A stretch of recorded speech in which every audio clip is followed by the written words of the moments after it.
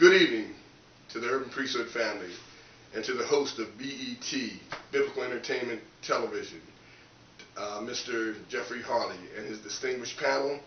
We are apologetic we can't be with you tonight on the discussion what it takes to be a great leader based on the book by Donald Phillips, book on Martin Luther King Jr. on leadership. Tonight, I'm on assignment this evening on another leader, Ms. Toylene Person, my beloved wife, who has been an educator for the Camden Board of Education system for 35 years, an innovator and leader, and we can't be with you, so we apologize. Mr. Jeffrey, you asked the question, what does it take to be a good leader?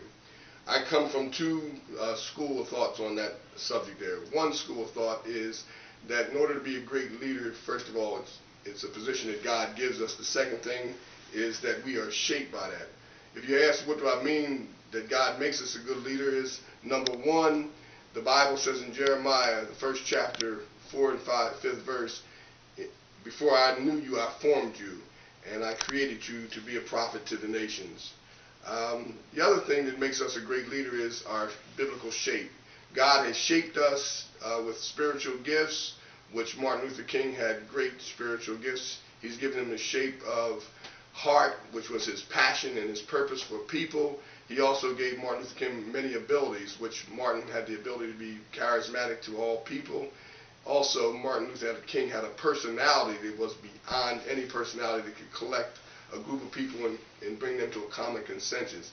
But the other thing that shaped him in this life was his experiences through his mother, father, his experience through the movements in those days that shaped him to be able to walk in territories that no other man had the opportunity to walk. One of the areas that I would like to speak to you tonight was Martin Luther King had the ability to forge coalitions, and Martin Luther King was one of the prominent figures in the black struggle, and the purpose that I believe he was capable of doing that was that Martin Luther King was missional minded to the point that he understood it was more than a black movement, but it was a kingdom agenda. Martin Luther King was fighting for the cause of good versus evil, justice versus injustice, and Martin Luther King also understood that all things could be done through Christ. He was a servant leader, and he had the ability to bring coalitions together, and that's what made Martin Luther King an outstanding leader in this movement, that he had the ability to bring people together, not bring them together and argue his point, but he would listen to all points, and after listening to their points, Martin would bring them to a consensus, what was the common good for the whole coalition. That was, I believe, in Light Martin's strength and his ability to do that, that qualifies him as that leader. Tonight I have a clip for you that I'd like you to look as he stands on the steps of Washington and he gives his I Have a Dream speech. And I want you to listen to that. But before you do, this is one of King's abilities and strategies was to involve everyone. And here's one of his quotes. Let me read it. Major social change is best achieved in group as people support what they help create. The other thing he quoted was, the biggest job in getting any movement off the ground is to keep together the people who form it. This task requires more than a common aim. It demands a philosophy that wins and holds the people's allegiance. And it depends upon open channels of communication between the people and their leaders.